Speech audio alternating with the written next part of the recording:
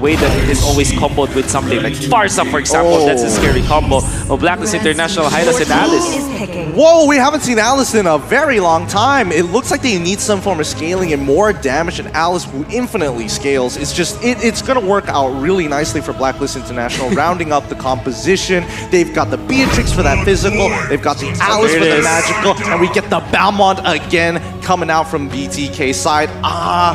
It's a tough call, but who do you think scales a little bit better here? Okay. Scales, for sure, I have to say it is going to be BLACKLIST International, but honestly, I feel like BTK has just won the draft. Sure, scaling-wise, it is going to be BLACKLIST, but matchup-wise, you have that Lunox, you have that Farsa. Yeah. Sure, they can scale as well, and guess what? They are natural counters to the Barretts, to that, what was the last hero that was picked up? Hylos. To the Hylos as well. Exactly. All these tanky heroes can be completely shredded in that late game, and in the early game, I feel like BLACKLIST are not going to be able to do as much as they would usually. Well, I mean, that's one story to tell. The only way to decide is by making history here in the Land of Dawn. It's going to be BLACKLIST versus BTK. Are you ready for it? The lineups are ready. It's time to head into the Land of Dawn. Welcome to game number 2.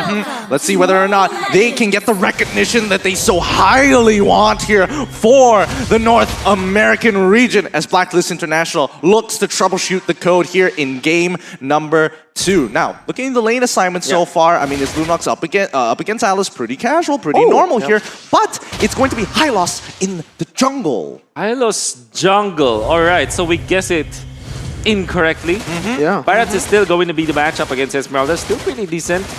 I wonder what this means. Yeah, no, that is surprising, but wait a minute. There's already a fight going on here as Mobazane gets, zoned away. Yeah. Yep, they're just making sure that they are escorting Haji around, making sure they can use Wise as just early game tank pressure to do the work. And honestly, I don't want to be that guy, but we've seen Hylos jungle before here at MPL.MY. We're not proud of it sometimes, but this might prove otherwise that this could be an effective strategy as they move in towards the orange side. Mobazane having to deal with this, realizing this is not exactly the best position as they haven't hit level 4. They get the immediate hit. Shark looking for the engage to zone the rest off. Fly Chicken might be able to get into the back line here. Yes, Wise steals away the orange, but Mobazane is going to have to run it out. Can they get some form of a kill as Shark is on the run? Victor here to join. Oh My Venus is on the run, and yes, they find the first kill onto the jungler. A second one has been slain. First blood by Razor going over to BTK. BLACKLIST International, you see this, man? They want to group up, but BTK as well. They rotate every single member to that top side. Victor, actually, he left his lane without even clearing the waves. He's like, I need to get to my team, and that proved to be great for this team. 9 heroes in the turtle pit around the orange buff as well as the rock Ursa. That is crazy, and we're gonna see the replay there. Definitely, I'm liking the idea of BLACKLIST International have Wise on the Hylos on top of all of the heroes of the members of BTK. But then again, even if you're a Hylos with the Estes, if there are 5 heroes on top of you, you're gonna be taken out. And unfortunately, the strategy coming up from BLACKLIST International backfired heavily as they have lost so much. Oh, it's another fight already. Glorious Pathway is already down. Zia is the next to fall as they look for Eternal. Mobazane tries to get out. He needs a kill. No, he doesn't find it here. Shock trying to go for a re-engagement here as we see Edward. Daytona's welcome. Actually might be saving the man, but they secure the kill on towards the Lunox side. Victor can only do so much.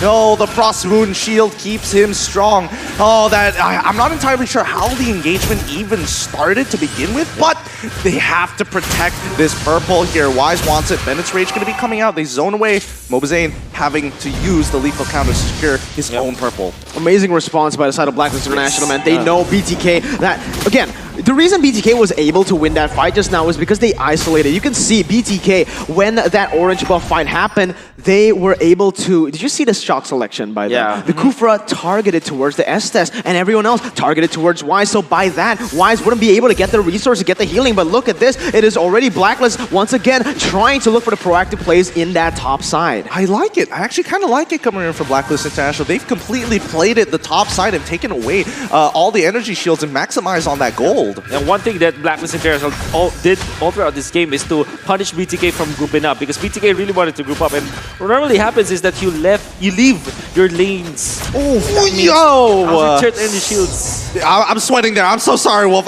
Ooh, that's some pucker factor right there.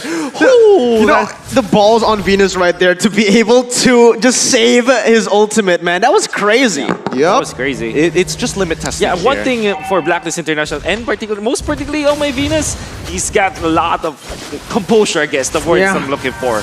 He knows when to pop his ultimate or when not to. Yeah, I mean, honestly, Oh My Venus is and Shark, because Shark, there's a lot more pressure on him to look to disengage and peel for the rest of his team, but Oh My Venus is going to be super, super key in making sure that no matter what they do, it's going to go unpunished or they're just winning by an overwhelming life lead. Absolutely. Now, BTK, again, they are not in the right position to try to contest for this turtle, but it seems like they want to still try to go in right now. With Wise basically zoning everyone away, it seems like uncontested. That's what I want to see. Just let it go. Yep, Turtle going to be by the STB. Now the dive on towards Fried Chicken has been initiated. Shark looking to bail his team out. Yes, he finds it! Collides up into all with the Tyrant's Rage, and here comes Mobazane to make the difference. They break open the top tier one, but there we go! OHEB finds all four of them! They don't have their flickers!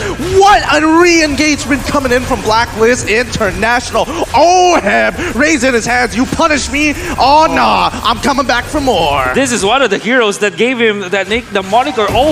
God, my goodness! A 3-man Black Hole. And he is just recalling away from BTK. I mean, for BTK, that was amazing from Shark. Using the flicker, going over some of the members of BLACKLIST International so that he will land the good, shot selection once again with the Tyrant's Revenge. And then pops the ultimate. Good combo with Zia on the ultimate. That's like the dream combo for BTK, right? And then you jump in with Fried Chicken. Unfortunately, Oh My Venus was just ready with the ultimate. So that keeps BLACKLIST International top now. And what I like about BLACKLIST International is they took down the turret with them. Oh, Edward almost getting died, but here comes the glorious pathway coming in from Wise. Haji looking to actually punish somebody here. Zia quickly disengaging the entire team, saying, hey, you can calm down here for a second. Feathered Airstrike will keep you at bay. But Victor really testing his luck here with Haji. Oh, he baked it out for Shark with the Tyrant's Rage again on 3 people. But Mobazane, he needs 1 kill. No, Haji did not die. If Haji died, Mobazane would have had enough HP to maybe get out of there. Welcome to the ultimate bonding experience right now as BLACKLIST just completely take BTK down in that bottom side. But this is what I love about BLACKLIST. They're finally getting their jam here in the playoff stage, and look at what they're able to do. Sure, BTK had an initial very good team fight, but BLACKLIST instantly reads their opponent's ways to play, and now they are on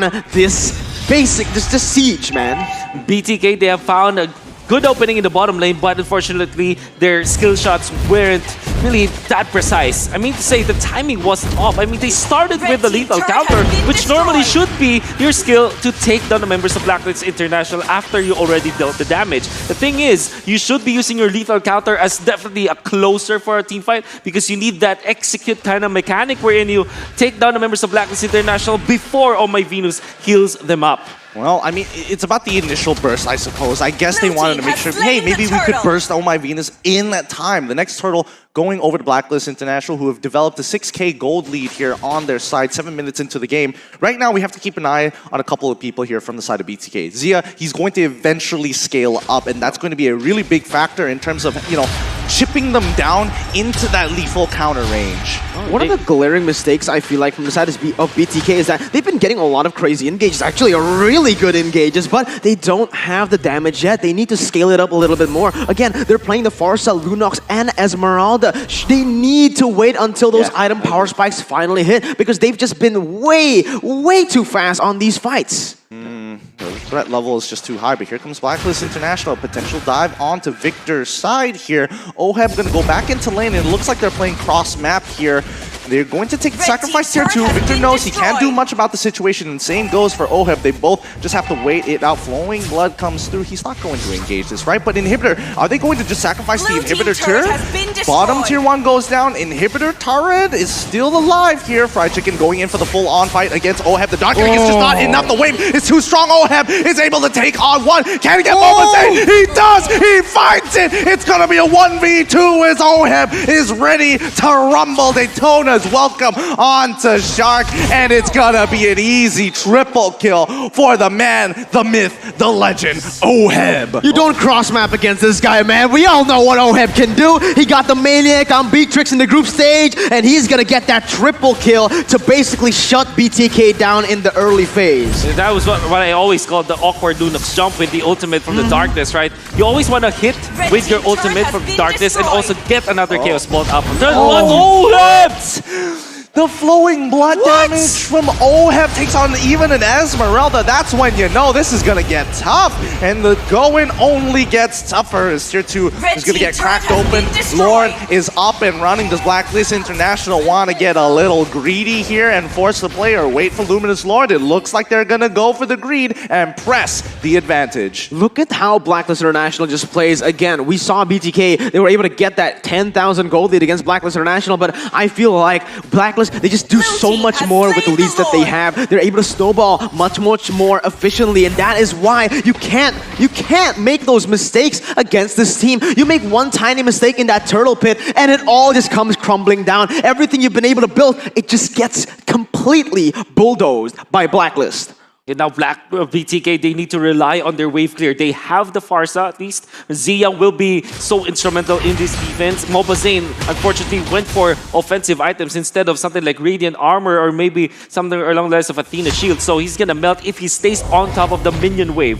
So in order for BTK to defend themselves, they have to have good positioning, and Zia needs to smartly use his ultimate, not pop it, not smartly.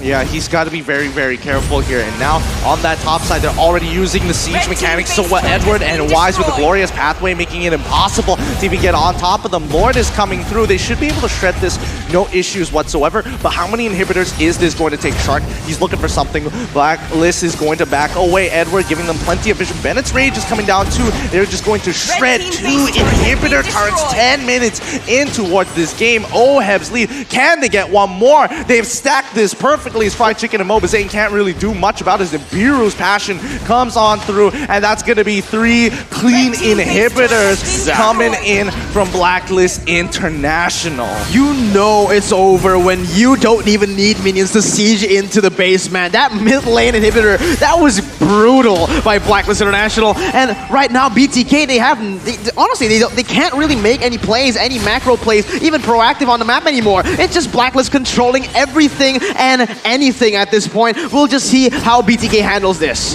Yep, Oheb going in on top of Fried Chicken already, forcing out the Brilliance very early on here. And right now, I think this might just be checkmate for BTK. Blacklist International cannot let them get their win conditions, and they want to end this game as early as possible. Bennett's Rage coming on through as Edward and Wise stopping the Feathered Airstrike. They can't clear the Godlike coming in from Oheb as he is making sure he's completely zoning them out. This is going to be it. The Blacklist International, the PH fans have been waiting for. You can't just break the code that easily. You're going to have to do it 2 more times in this matchup. GG, well played to Blacklist International. Breaking the code is what they want. You want them to break the code. We'll completely just fix it over just a few minutes. And that's why this team is so magical. This is why they're the tournament favorites. Instantly, they were dominated in the first game.